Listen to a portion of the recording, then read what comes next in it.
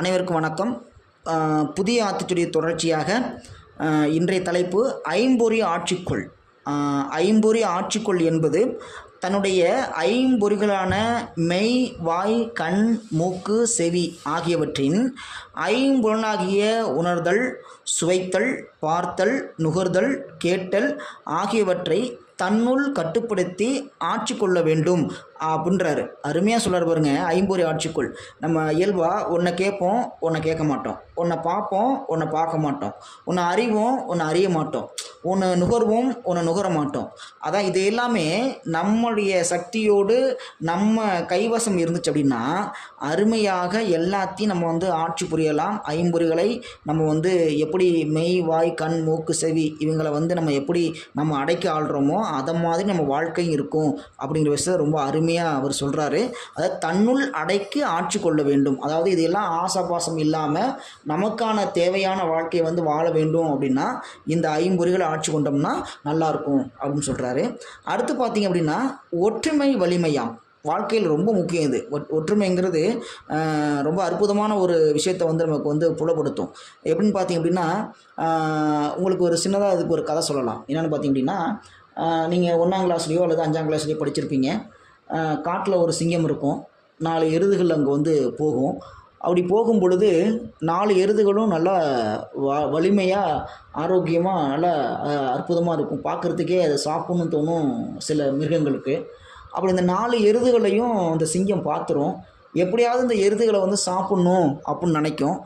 அப்போ கிட்ட போணுச்சுன்னா அந்த 4 எருதுகளும் ஒற்றுமையாக இருந்து தூக்கி எறியும் அந்த சிங்கத்தை. அது தலைதறிக்க ஓடும். ஐயோ ஒன்றும் பண்ண முடியலையே அப்படின்னு ஓடும். எப்படியாவது இந்த எருதுகளை சாப்பிட்ணும் அப்படின்னு நினச்சி அந்த சிங்கம் ஒரு திட்டம் போடும். அந்த திட்டம் எப்படின்னா நேரடியாக போட்டோம்னா பழிக்காது இல்லையா? அப்போ யாரையாவது வச்சு போகணும்னு நினைக்கும். அதுக்கான சரியான ஆள் யாருன்னு பார்த்தீங்கன்னா நரி. இயல்பாக நரி சூழ்ச்சி பண்ணும் இல்லையா? அந்த நரிக்கிட்ட சொல்லி எப்படியாவது 4 எருதுகளையும் பிரித்து விடு, அப்போ தான் நான் சாப்பிட முடியும் அப்படின்னு சொல்லும் பொழுது அந்த நரியும் சூழ்ச்சி பண்ணி அந்த 4 எருதுகளையும் தனித்தனியாக பிரிச்சிடும். பிரித்த உடனே இப்போ என்ன பண்ணுது அப்படின்னு பார்த்திங்கன்னா அந்த சிங்கம் போகுது, ஒரு எருது அடித்து சாப்பிடுது. மீதி 3 எருதுகளும் தனித்தனியாக இருக்குது இல்லையா? பிரிஞ்சிருக்கு. அதனால் ஒன்றும் பண்ண முடியல. அதனால் ஈஸியாக ஒரு எருது அடித்து சாப்பிட்ருது. அடுத்த நாள் அந்த 3 எருதுகளும் தனித்தனியாகவே போகுது. அதே மாதிரி அடுத்த நாள் வருது. அடுத்த நாளையும் ஒரு எருதுகளையும் அடித்து சாப்பிடுது.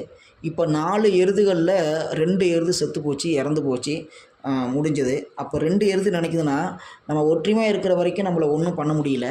நம்மளை தனித்தனியாக பிரித்து நம்மளை கொல்ல ஆரம்பிச்சிட்டானுங்க. அப்போ இனி வரும் வாழ்க்கையிலாவது நம்ம ஒற்றுமையாக இருக்கணும் அப்படின்னு நினச்சி அந்த 2 எருதும் ஒன்று சேர்ந்துடும்.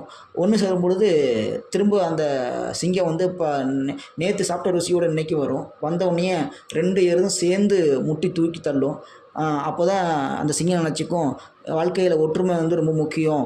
அந்த ஒற்றுமை வந்துச்சுன்னா யாரையும் அசைக்க முடியாது அப்படின்னு சொல்லி அது அந்த இடத்த விட்டு போயிடும். அப்போ பாருங்கள், வாழ்க்கையில் ஒற்றுமைங்கிறது ரொம்ப முக்கியமாக ஒன்றாக அமையுது. அதான் சொல்கிறாரு, ஒற்றுமையுடன் செயல்பட்டால் அனைத்து செயல்களும் வெற்றியில் முடியும்.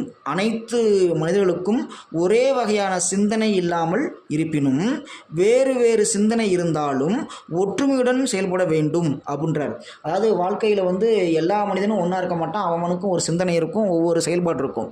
ஆனால் ஒற்றுமை எப்படி இருக்கணும்? இப்போ நம்ம நாட்டுக்கு வெளிநாட்டு வேறு நாட்டிலேருந்து நம்ம நாட்டுக்கு யாராவது ஒரு போர் தொடுத்து வந்துட்டான்னு வச்சுங்களேன், இந்தியர்கள்லாம் ஒன்று சேர்ந்துருவாங்க.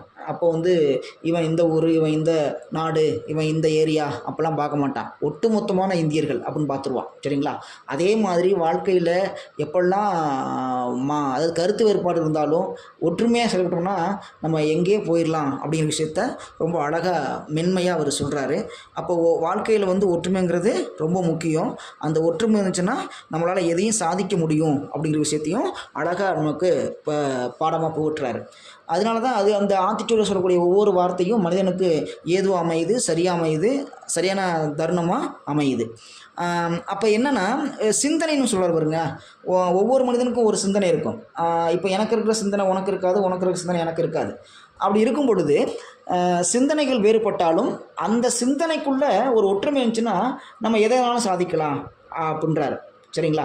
அப்போ ஒவ்வொரு இடத்துலையும் ஒற்றுமைங்கிறது ரொம்ப அவசியமாகிறது. அந்த ஒற்றுமையோடு நம்ம செயல்பட்டால் எதையும் சாதிக்க முடியும் என்பதை அழகாக புதிய ஆத்திச்சூடியில் பாரதியார் பதிவு பண்ணுறாரு. நன்றி.